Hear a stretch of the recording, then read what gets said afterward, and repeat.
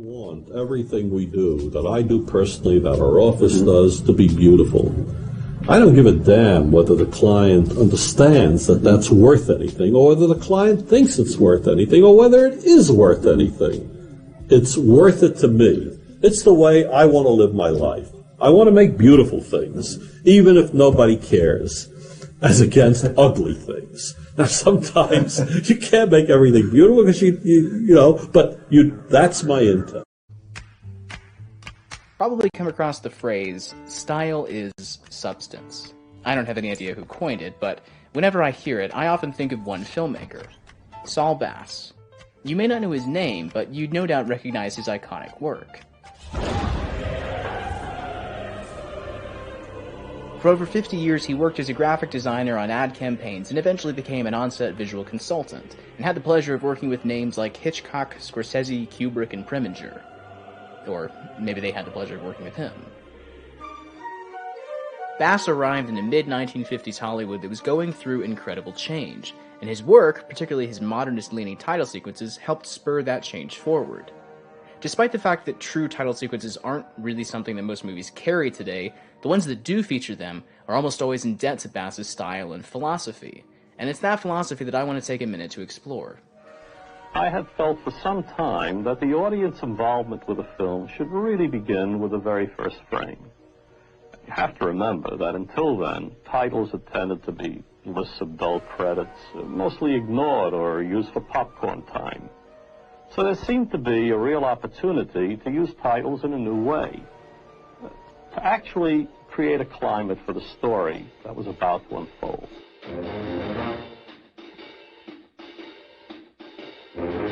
You'll remember that the film was about drug addiction, and the symbol, that is the arm, in its jagged form, expressed the jarring, disjointed existence of the drug addict. Now, to the extent that it was an accurate and telling synthesis of the film and the ad campaign, these same qualities came with it into the theater. And of course, with the addition of motion and sound, really came alive and set up the mood and the texture of the film.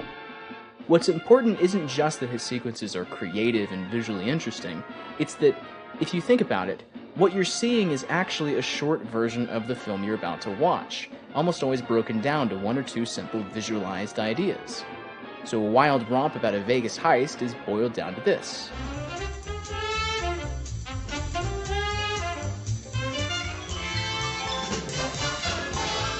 A turn-of-the-century high society romance like this.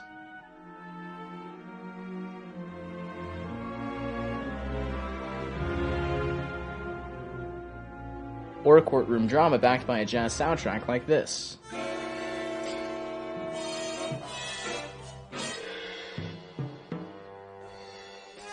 But that distinct abstract style of his isn't just limited to summarizing plot. Where his sequences often succeed the most are in symbolizing pure emotions. So okay, take away the music track. How can you prep the audience for a tragedy in a purely visual way? Well, Bass would answer with something like this.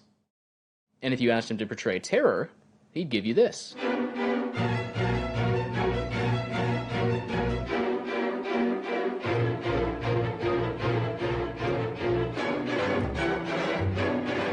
Again, take away the music. That idea is still completely there. Now, if there's a lesson in Bass's style, then that lesson, very simply, is that you can do this with anything.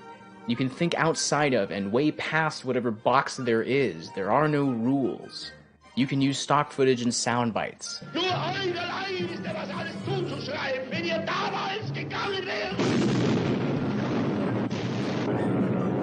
If you've got a couple cats hanging around, grab a camera and substitute them in for the main characters. Or you can just rip the screen apart.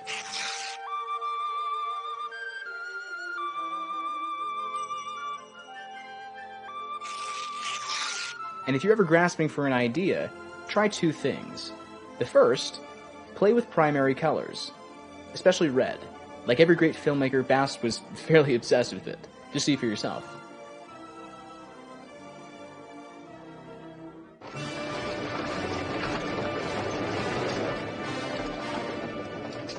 As for the other thing, well, Everybody sure loves animation. It's a mad, mad, mad...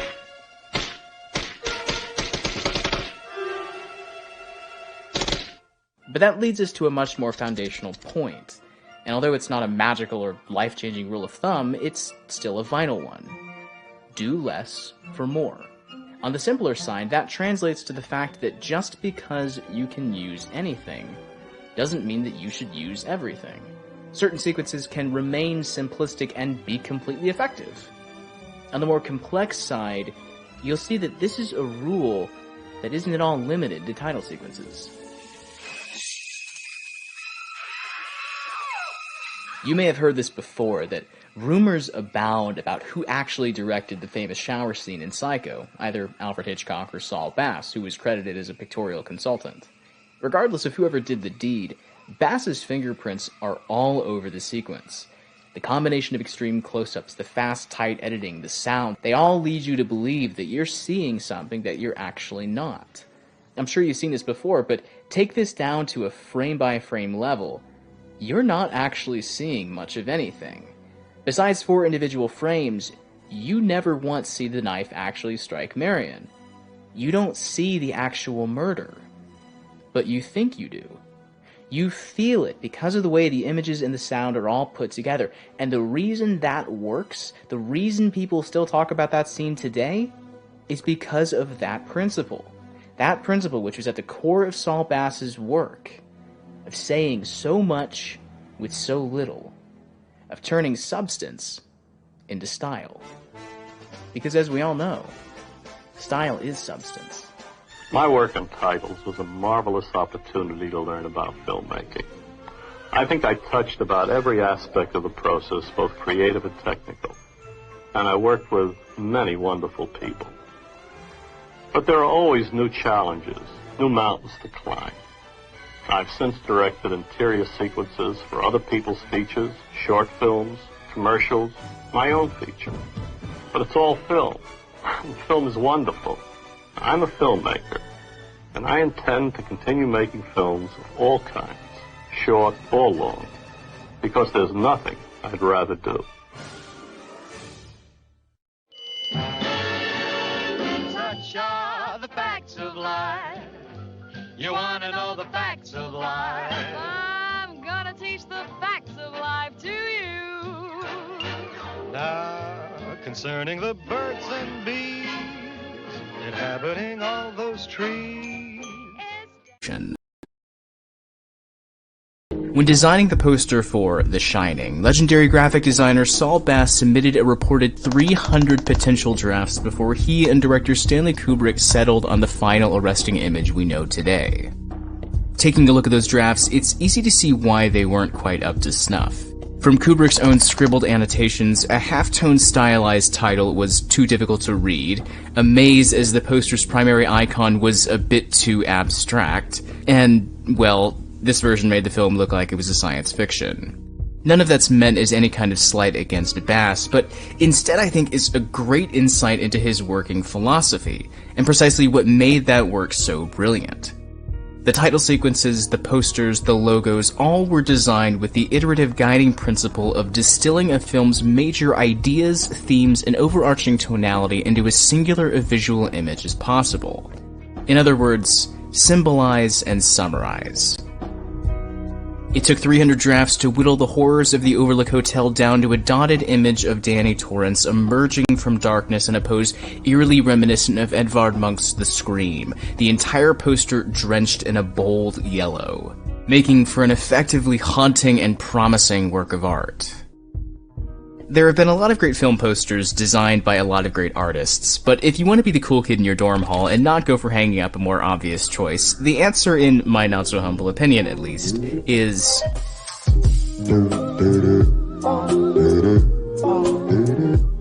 The first poster Bass became well known for was on one of more than a dozen collaborations with director Otto Preminger. The film was Carmen Jones, and the poster aggressively simple. A still frame of actress Dorothy Dandridge in all black and white, but for her dress and lips both rendered bright red, a reflection of the film's fiery seductress lead character decked out in a kind of scarlet letter fashion. Compare it with contemporary posters of the day, and it's easy to see where the differences begin. Posters up until this point in film history were typically drawn in a classical, almost romantic style, and were nearly always centered around massive images of the actors' faces, about which Bass complained, almost all film ads used a potpourri approach. Advertisers threw everything into the pot using the theory that as a filmgoer you would find something in the ad that would inspire you to see the film. The idea of having a film expressed within the framework of one single reductive statement was a very daring notion in the 50s. You were saying, of course, that you could make one statement that would be sufficiently provocative and true to the film, and that would sell the film. A daring notion indeed, but one proven successful by the following poster in Bass's career that undeniably put him on the map. The Man with the Golden Arm, which spun the story of a jazz drummer's battle with heroin into a jagged arm surrounded by fragmented colors. The film's ad campaign, along with its iconic title sequence, were undeniably massively contributing factors to the film's success. And I think inside of that evocative poster, we can find nearly all of the elements that make a Saul Bass poster. First up is color. Where contemporary posters of the day blended numerous colors, Bass kept things to a minimum, usually just 3 or 4. White, black, and with any additional color always being either the contrasting color of the poster that the eye is instantly drawn to, for instance the blue text of In Harm's Way, or more often than not was the overall dominant color of the poster, particularly if that color was some shade of red. The man, like all great filmmakers, was fairly obsessed with it. And I think it's easy to see why. There's a kind of instant attraction it brings. It stands out and demands attention all by itself. One of the things Bass's posters are so known for is their confident use of negative space, letting the image and color contrast without being too busy. In fact, one of the things you see when people try to emulate Bass's style is that they often overload the image with elements Bass would have never included. Look especially to some of his later posters, for instance The Human Factor, for a particularly minimal approach. I don't know if I have a favorite Bass poster or not, but if I had to choose, it'd probably be between this one and the design he did for a film called Such Good Friends. Neither films of which I've seen, but both whose posters are so powerfully suggestive. It's ideas, not Hollywood superstars, that are at the forefront and focus. Such Good Friends has to it a kind of sensual, sultry curiosity. A previous poster for Love in the Afternoon, the same thing, with that recognizable sharp Bass hand slyly pulling the shades. Advise and Consent teases the lid being lifted, revealing the truth. There's an element of fatality in his unused pitch for The Magnificent Seven. And Vertigo, with its 2 silhouettes falling into a vortex of those helix-like swirls, suggests a dizzying mixture of anxiety, disorientation, and terror. Hands, faces, everyday objects, this was Bass's playground, twisting and fragmenting the ordinary into the extraordinary. And in so much of that work you see a kind of purposeful messiness, a consciously handcrafted feeling. You see it in the uneven color blocks for Anatomy of a Murder, in the ripped portrait of Liza Minnelli in Tell Me That You Love Me, Junie Moon, and in the messy figures of 1, 2, 3. The whole of his work is inseparable from the modern art movement of the 20th century. Looking at one of his posters is like looking at jazz made visual. And inside of that, as John Updike suggested about the whole of modern art, is the feeling that there's a need within every piece to confess artifice. And as it was with The Shining, none of it, I guarantee you, came easily or quickly. Bass's work comes across so simple and almost casual, but simplicity is an art of iteration. Behind every curve, every line, and every idea are hundreds, if not thousands, of preceding drafts. Looking at a Saul Bass poster is looking at the work of someone who's put the same amount of energy into a one sheet that the director whose film it's for put into the entire project. And I think that's one of the things that's made his work last for as long as it has. The fact of the matter is, I want everything we do, that I do personally, that our office does, to be beautiful. I don't give a damn whether the client understands that that's worth anything, or whether the client thinks it's worth anything, or whether it is worth anything. It's worth it to me. It's the way I want to live my life. I want to make beautiful things, even if nobody cares, as against ugly things. Now, sometimes you can't make everything beautiful because that's my intent.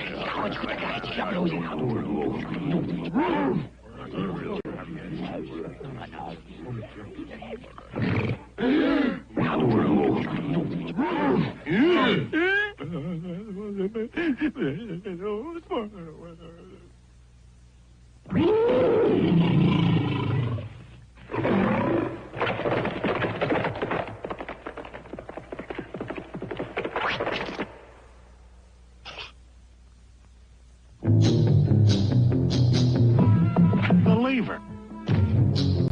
Harry, do you realize you just invented the wheel? I know.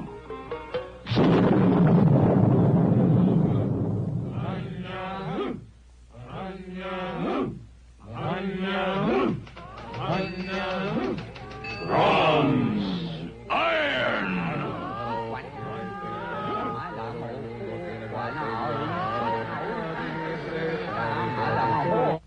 All was in chaos till Euclid arose and made order. What is the good life? And how do you lead it? Who shall rule the state? The philosopher king. The aristocrat. The people. You mean all the people? What is the nature of the good? What is the nature of justice? What is happiness? Hail Caesar! Roman law is now in session.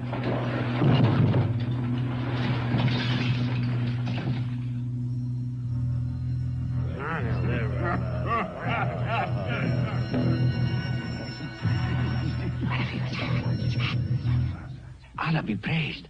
I've invented the zero. What? Nothing. What is the shape of the earth? Flat. What happens when you get to the edge? You fall off. Does the earth move? Never.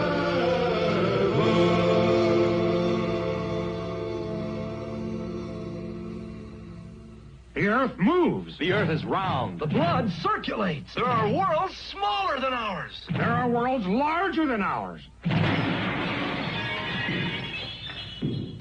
Hey, what are you doing? I'm painting the ceiling. What are you doing? I'm painting the floor.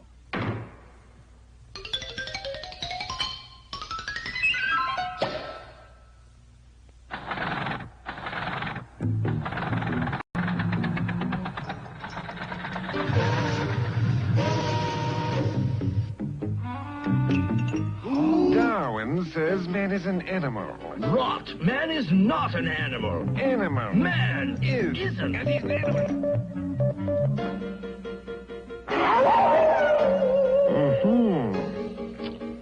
Shall we start from the beginning? I'm a bug, I'm a germ, I'm a bug, I'm a... Louis Pasteur. I'm not a bug, I'm not a germ, I'm not a bug.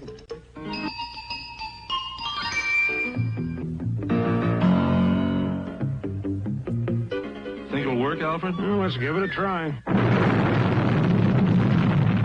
What do you think? It worked. All men are created... Life, liberty, and the pursuit. Workers of the world. Government of the people, by The the world people. must be... Nation ill-housed, One world.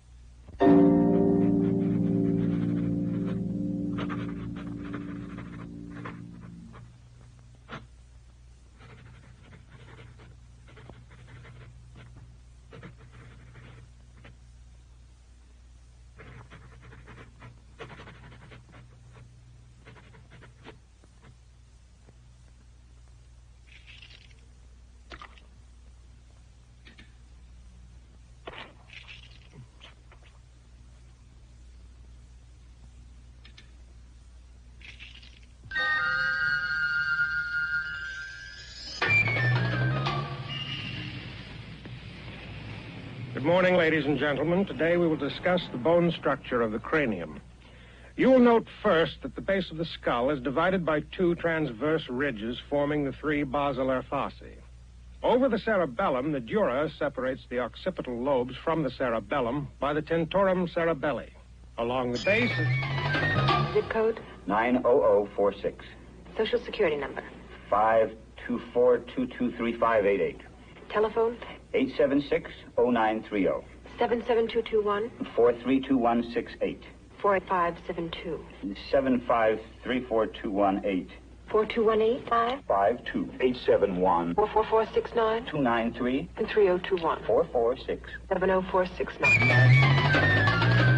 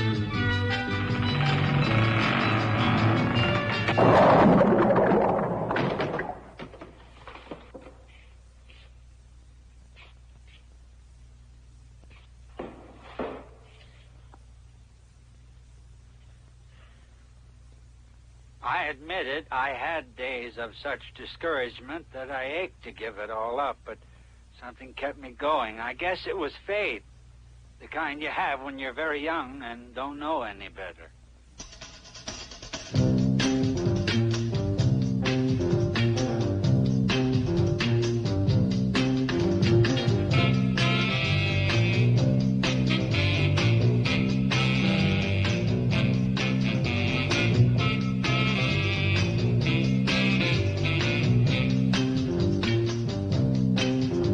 When the stuff comes alive and turns crazy on you, a writer had better be in pretty good shape, with good legs and a counterpunch and ready to fight like hell to the bloody end.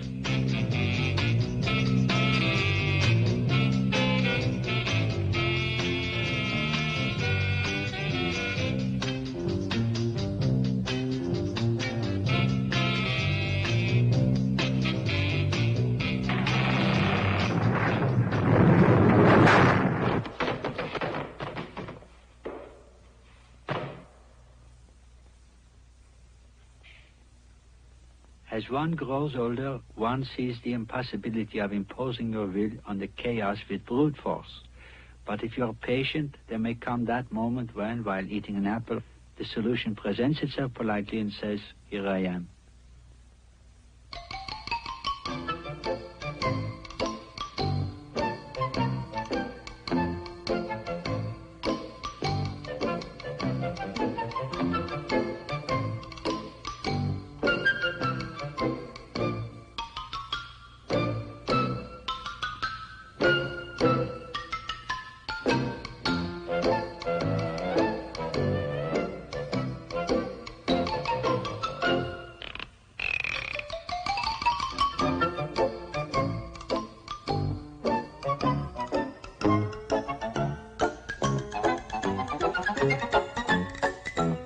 Marge! Works, huh? Harry. All it needs is an American flag.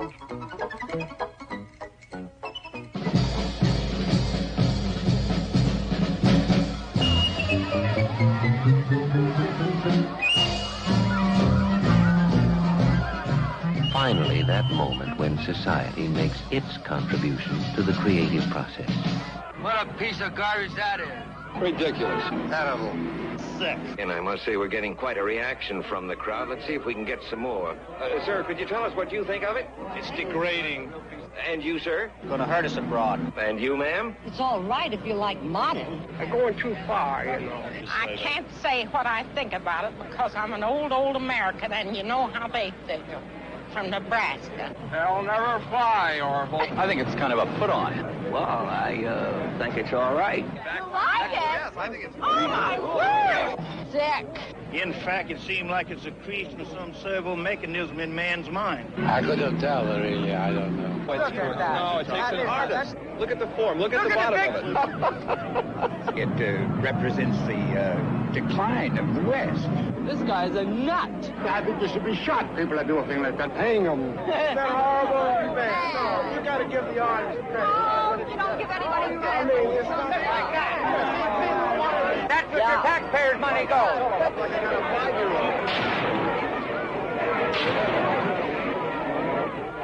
Done. Thick. Superficial. Stinks.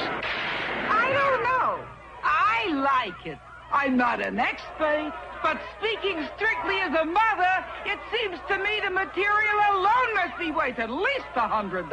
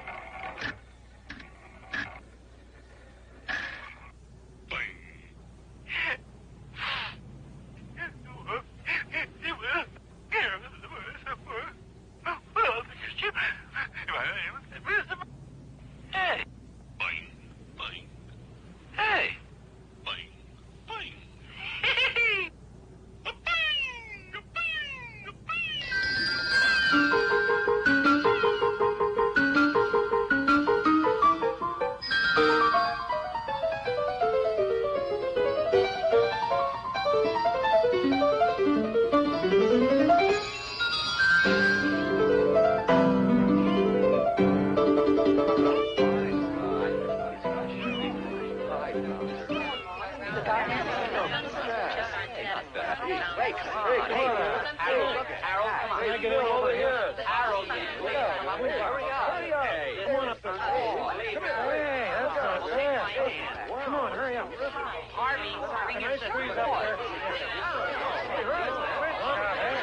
Watch out. Please get out of the way. I was here first. I felt some sharp now. Watch out. I think I'm here to get rolled on. Look at that.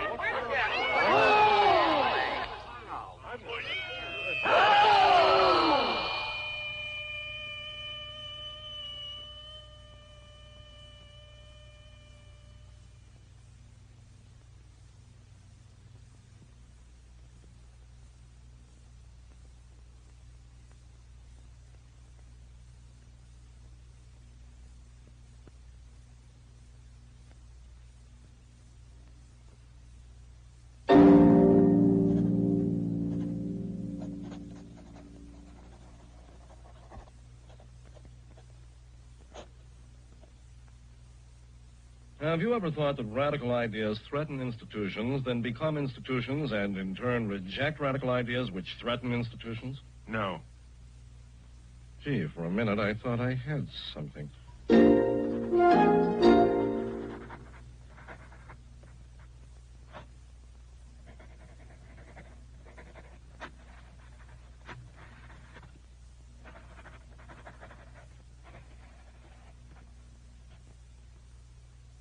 Dr. Delbecco, we've heard some news of a breakthrough. Well, yes. I think we are onto something important. We haven't been working with a small virus which we know induces cancer.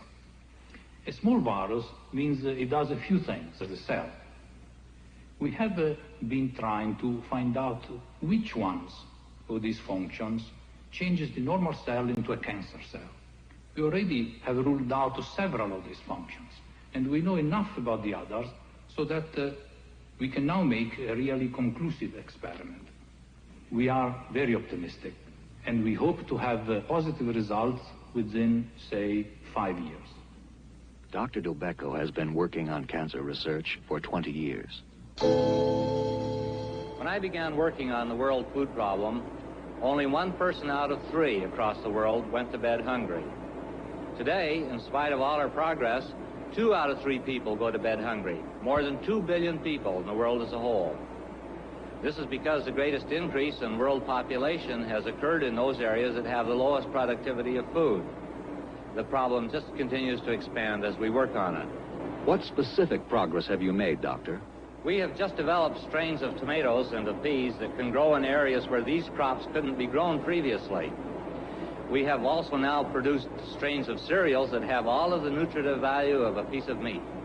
I think that we'll be able to get the whole problem under control soon, say 15 or 20 years. Dr. Bonner has been working on this problem for 12 years now. Actually, this makes for a very interesting dilemma. You see, the Big Bang Theory says that 15 billion years ago, a gigantic explosion blew all the matter in the universe apart, and it's still blowing. Dr. Greenstein is working on the origin of the universe. Stars, we should find 30% helium. Okay, I now have the technology to observe very much fainter old stars, and I find they have no helium. And my colleagues agree. If this apparent discovery is true, the Big Bang Theory is false, and we will have to develop an entirely new theory to account for the origin of the universe. But the other possibility is equally provocative, that I'm wrong, that what you observe at the surface of a star doesn't have to be what's really there. Dr. Greenstein has been working on the origin of the universe for over 20 years. Well, we've hit a blank wall for now. The line of investigation we have been pursuing seems to have led nowhere. But that's the nature of the process. You get what you think is a marvelous idea, and it just doesn't pan out. How long have you been working on this problem, Dr. Wheeler? 7 years. What are you going to do now? I don't know.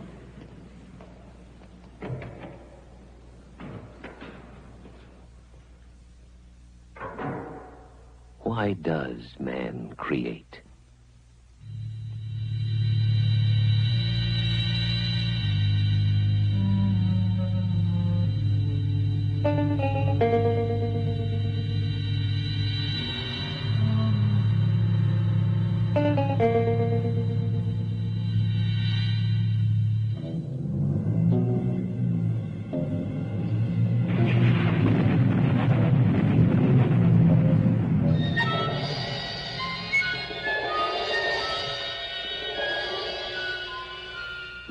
have struggled against time, against decay, against destruction, against death.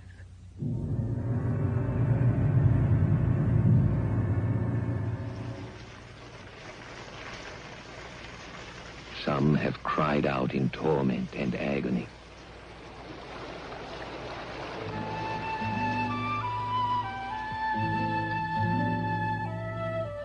Some have fought with arrogance and fierce pride. Some challenged the gods, matching power with power.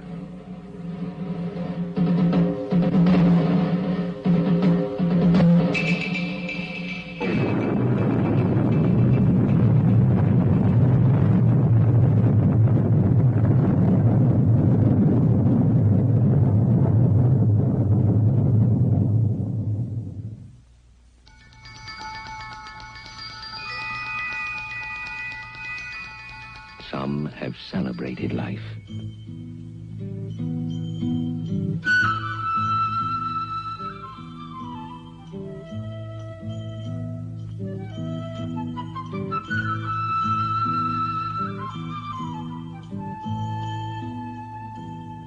Some have burned with faith.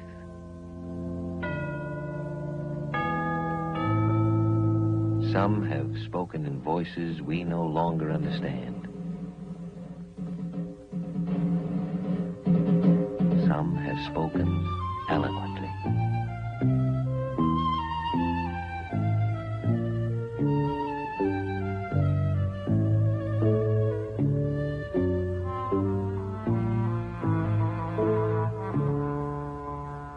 Some have spoken inarticulately. Some haltingly.